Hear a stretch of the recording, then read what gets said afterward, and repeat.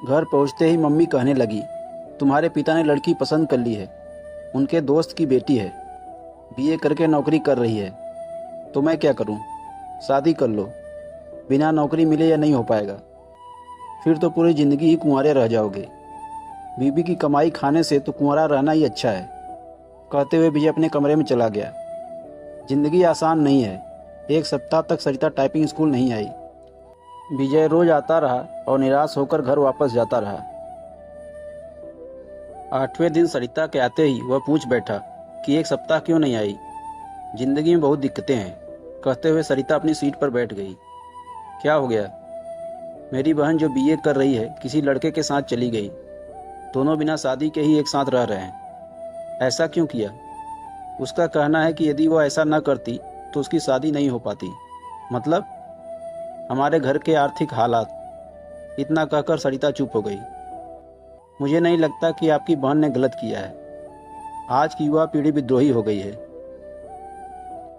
वह परंपराओं को तोड़कर नए नैतिकता गढ़ रही है। समय के साथ सब ठीक हो जाएगा। पर माँ तो नहीं समझती ना। हाँ, उनके लिए समझना थोड़ा मुश्किल है, लेकिन आजकल सब चलता है। हमारा समाज बदल रहा है।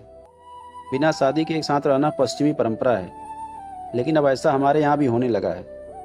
हाँ, बैठकर सपनों के राजकुमार का इंतजार करने से तो बेहतर है कि जो हाथ थाम ले उसके साथ चल दिया जाए। चाहे 4 दिन ही सही, जिंदगी में बाहर तो आ जाएगी। विजय को लगा कि वह कह दे कि फिर तुम मेरे साथ क्यों नहीं भाग चलती, हम शादी कर लेते हैं, पर वह कह नहीं पाया। जानते हो, मेरी एक बहन 12वीं में पढ़ रही है। उसका भी एक लड़के से प्रेम चल रहा है। वो दोनों एक दूसरे से शादी करने को तैयार हैं। अगले साल बालिग होते ही शादी कर लेंगे। विजय के मन में आया कि कह दे कि अच्छा ही है, वो अपने आप बर खोज ले तो तुम्हें परेशानी नहीं होगी। वैसे भी 5,000 की नौकरी में तुम कौन सा उन्हें राजकुमार दे दोगी। अच्छा है कि वो अपने प्रेमियों के साथ भाग जाए। बातों बातों में एक दिन सरिता ने उसे बताया था कि उसके पिता की मौत हो चुकी है और वह 3 बहन है। उसका कोई भाई नहीं है। बहनों में वह सबसे बड़ी है। वह एक ऑफिस में काम करती है और उसे 5,000 रुपये मासिक वेतन मिलता है। दूसरी जगह काम पाने के लिए टाइपिंग सीख रही है। विजय को अपने एक दोस्त के साथ घटी ऐसी ही घटना याद आ गई। उसके दोस्त की एक बहन अपनी बड़ी बहन के अधेड़ से ब्याह देने के बाद प्रेमी के साथ भाग गई। इसके बाद उसका दोस्त गुस्से में उबल रहा था। तब विजय ने कहा था कि शांत रहो यार, वे दोनों जहां हों कुशल से रहें। उसने जो किया अच्छा ही किया। तुम कौन सा उसे राजकुमार दे दोगे?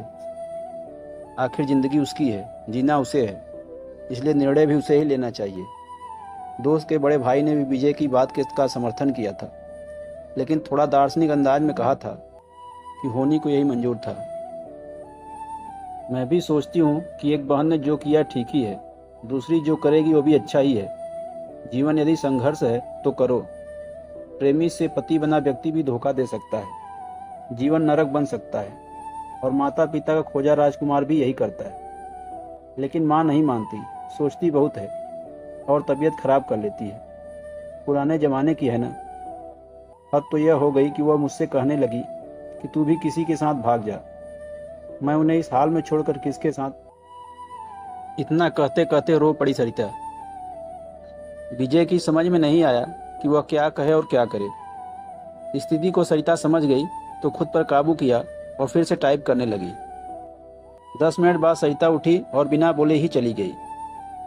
विजय की इच्छा हुई कि वह उसके पीछे चला जाए, लेकिन वो बैठा रहा और उसे जाते देखता रहा। मूसलाधार बारिश में बिजली का गिरना और आसमान में काले बादल घेर आए थे।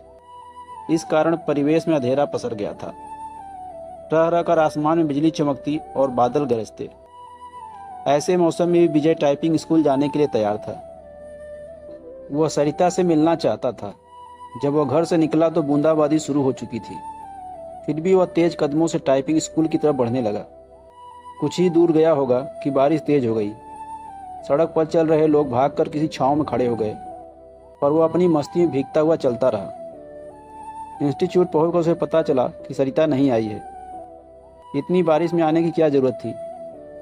मैडम ने विजय से कहा, आप नहीं समझेंगी, सब समझती हूँ, लेकिन अब सरिता यहाँ कभी नहीं आएगी। क्यों? आपको कैसे पता? उसका फ़ोन आया था। उसने कहा कि यदि आप आओ तो बता दूं। वो कभी नहीं आएगी। विजय की आवाज़ किसी कुएं में से आती लगी। विजय टाइपिंग स्कूल से बाहर आया। बाहर मूसलाधार बारिश हो रही थी। जैसे ही उसने नीचे की ओर कदम रखा, जोर से बिजली चमकी और बादल गरजने लगा। विजय संज्ञा सुन्न सा भीगता हुआ घर की तरफ चल पड़ा। उसने सोचा कि वह सरिता के घर जाएगा, लेकिन उसके घर का पता तो मैडम ही दे सकती हैं। यह सोचकर वापस पलटा, लेकिन तब तक टाइपिंग स्कूल बंद हो चुका था। विजय भीगते हुए घर पहुंचा। तब उसका शरीर बुखार से तपने लगा। लगभग 15 दिन वह चारपाई पर पड़ा रहा। जब कुछ ठीक हुआ तो 20वें दिन टाइपिंग स्कूल पहुंचा। मैडम नहीं मिली। यह सिलसिला 15 दिनों तक चला। 16वें दिन उसे मैडम मिली। उसे देखते ही बोल पड़ी कि काफ़ी कमज़ोर हो गए हो। उस दिन बारिश में भीगा तो बीमार हो गया। विजय ने मैडम से सरिता के घर का पता मांगा तो उसने एक कागज़ पर लिखा और विजय को थमा दिया। मैडम को धन्यवाद बोलकर विजय चल पड़ा। वह आज ही सरिता से मिलना चाहता था। जब वह मैडम के दिए पते पर पहुंचा तो वहां ताला लगा था। पड़ोसियों से पूछने पर पता चला कि सरिता यहीं रहती थी, लेकिन अब मकान बेचकर चली गई है। कई लोगों से पूछने के बाद भी विजय को उसका नया पता नहीं मिला। निराश होकर वह घर लौट आया। सरिता के इस व्यवहार से उसे काफ़ी धक्का लगा। उसे कुछ समझ नहीं आ रहा था कि सरिता ने ऐसा क्यों किया। वह सरिता की याद में कविताएं लिखने लगा। एक दिन उसने एक सपना देखा और उसके भावों को कविता के रूप में कागज पर लिखा। विजय की इस कविता को पत्रिका में छपे 1 माह से अधिक हो गया है, लेकिन उसके पास इस बार भी अब तक सरिता का कोई पत्र या फ़ोन नहीं आया है। उसे उम्मीद है कि एक न एक दिन सरिता उससे संपर्क जरूर करेगी। जब से वह कविता प्रकाशित हुई है, तब से वह फ़ोन की प्रत्येक घंटी पर चौंक जाता है। यही नहीं, हर रोज़ पोस्टमैन का बेसब्री से इंतजार करता है, और जब उसके आने का समय खत्म हो जाता है तो वह उदासी के समुद्र में डूब जाता है। दोस्तों, बस इतनी सी थी ये कहानी। तो कैसी लगी आपको ये कहानी, कमेंट में ज़रूर बताइएगा। और अगर आपको वीडियो पसंद आया तो हमारे वीडियो को लाइक और चैनल को सब्सक्राइब जरूर कर देना, ताकि हम इसी तरह की स्टोरी आपके लिए लाते रहें। धन्यवाद।